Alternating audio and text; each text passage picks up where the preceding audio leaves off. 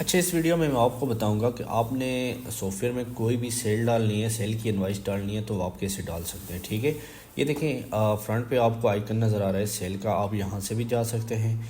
इसके अलावा ये साइड बार में भी आपको ऑप्शन नज़र आ रहा है सेल का, यहाँ से भी जा रहे हैं और जा सकते हैं। और इनवाइस में जाकर, सेल में जाकर सेल इनवाइस आप यहाँ से भी जा सकते हैं। ठीक है, अच्छा अब मैं डायरेक्टली यहाँ सेल पे क्लिक कर देता हूँ।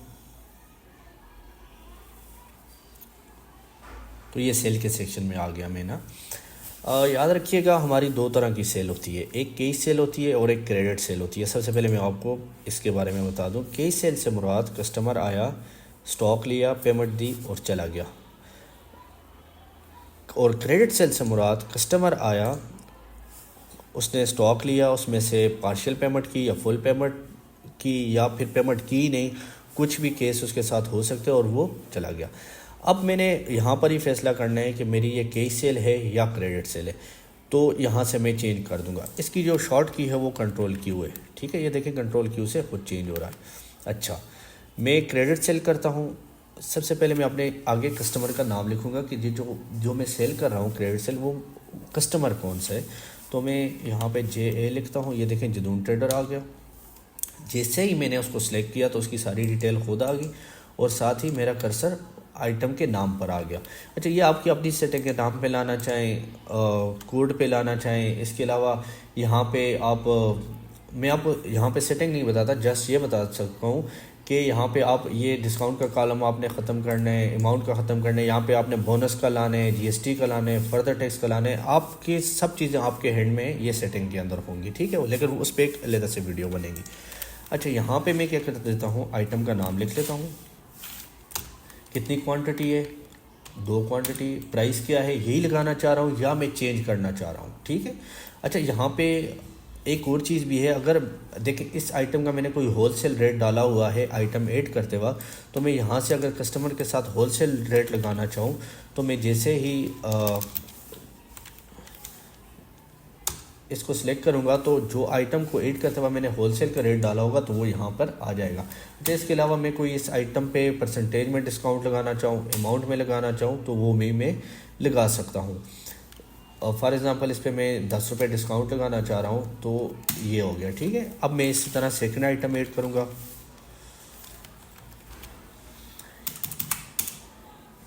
अच्छा, इसका रेट नहीं डाला हुआ। ठीक है, ये हो गया। मैं कोई थर्ड आइटम ऐड करूँ। इस तरह 1 बाय 1 करके आप अपने सारे आइटम ऐड करते जाएंगे जो आपको बिल पे रिक्वायर्ड होंगे। अच्छा, अब नीचे आ जाते हैं। अच्छा, यहाँ पे ऊपर ये होता है कि आपके पास जैसे ही आप आइटम को सिलेक्ट करते हैं तो आपको एक स्टॉक बता देता है और दूसरे नंबर पे आपको परचेज़ प्राइस बता देते हैं कि इस आइटम की परचेज़ प्राइस क्या है। और ये एक्सेस बेस है। फॉर एग्जांपल आपके अपने स्टॉक को ये चीज़ नहीं दिखाना चाह रहे तो ये एक्सेस बेस है, वो ब्लॉक हो जाएगी। ठीक है, दूसरे नंबर पे आपने इस बिल पे कोई फ्लैट डिस्काउंट देना है तो वो आप दे सकते हैं। फॉर एग्ज़ाम्पल 4140 रुपये बनते हैं, आप 40 रुपये ऊपर वाले डिस्काउंट देना चाहें तो वो आप डायरेक्टली यहाँ से दे सकते हैं। अच्छा, कोई ट्रांसपोर्ट चार्जेस आप इससे लेना चाहें कस्टमर से, अदर चार्जेस लेना चाहें, कोई sale tax overall bill pay आप लगाना चाहें वो आप लगा सकते हैं। ठीक है, इसके अलावा आप इससे कोई पार्शियल पेमेंट वसूल करना चाहें वो आप यहाँ से करेंगे। फॉर एग्ज़ाम्पल 4100 रुपये बनता है, इसका 1000 पहले का है और 4100 रुपये अभी का बनता है और टोटल इसके 5100 बनते हैं। देखिए, हो सकता है आपको ये 2000 रुपये यहाँ पर ही देना चाहिए तो आप यहाँ पे लिख सकते हैं। अच्छा, यहाँ पे एक और चीज़ है ना कि ये जो आप पेमेंट ले रहे हैं, आया वो कैश में ले रहे हैं या बैंक में ले रहे हैं ना, तो आप यहाँ से सिलेक्ट कर सकते हैं। आप बैंक में लेना चाह रहे हैं, कैश में लेना चाह रहे हैं, जहाँ भी लेना चाह रहे हैं। और आप मल्टीपल बैंक्स को मैनेज कर सकते हैं। मैंने तो फ़िलहाल एक ही बैंक ऐड की हुई है, मीज़ान बैंक। आप इजी पैसा, जेज कैश, मल्टीपल बैंक्स ऐड कर सकते हैं। वो ऐड के सेक्शन में जाकर बैंक ऐड बैंक के ऑप्शन से, बैंक अकाउंट के सेक्शन से आप ऐड कर सकते हैं। ठीक है, इस बिल पे कोई रिमार्क्स लिखना चाहें वो आप लिख सकते हैं। ये जो मेन चीज़ें थी मैंने आपको वो बता दी हैं। अच्छा, मैं यहाँ पर सेव बिल पे क्लिक करूँगा तो बिल सेव हो जाएगी। अच्छा, अब मैंने अपनी बिलों की लिस्ट देखनी हो कि जो जो मैंने बिल बनाई है वो है कहाँ पर, तो वो सेल रिपोर्ट पे मैं क्लिक करूँगा। यहाँ से मुझे सारी बिल शो हो जाएंगी। अच्छा, एक चीज़ और कि आपने कैश सेल अगर करनी है तो आप सिंपली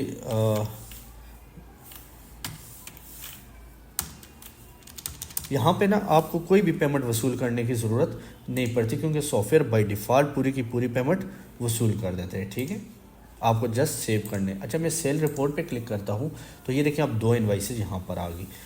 अब इस इन्वाइस को मैं एडिट के बटन पे क्लिक करके एडिट कर सकता हूँ। इस बटन को इस इन्वाइस को मैं डिलीट कर सकता हूँ, इसका मैं रीप्रिंट निकाल सकता हूँ और इसको मैं रिटर्न कर सकता हूँ। अच्छा, एक और चीज़, मैं एक और बिल बना देता हूँ।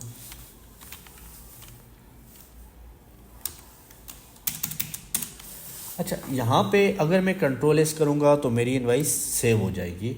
मैं कंट्रोल पी करूँगा तो मेरी इनवाइस प्रिंट निकल जाएगा, जो मैंने बाय डिफ़ॉल्ट प्रिंटर को बाय डिफ़ॉल्ट जो मैंने प्रिंट सेलेक्ट किया हुआ है कंट्रोल पी के लिए। नहीं तो आप यहाँ पे क्लिक करके किसी भी फॉर्मेट का प्रिंट यहाँ से भी निकाल सकते हैं। जैसे ही आप कंट्रोल एस या सेव करेंगे तो बिल सेव हो जाएगी, कंट्रोल पी करेंगे या प्रिंट के बटन पे क्लिक करेंगे तो बिल सेव भी हो जाएगी और साथ प्रिंट भी हो जाएगा। ठीक है, तो चलें इसको भी मैं सेव कर देता हूँ। अब चले जाते हैं सेल रिपोर्ट पे। सेल रिपोर्ट पे आपने किसी भी बिल को एडिट करने हैं तो आप सिंपल एडिट के बटन पे क्लिक करके आप उसको एडिट कर सकते हैं। ये 2 क्वांटिटी नहीं थी, 3 थी। ठीक है, या जो भी आप चेंज करना चाहें कर सकते हैं। सेव के बटन पे क्लिक किया।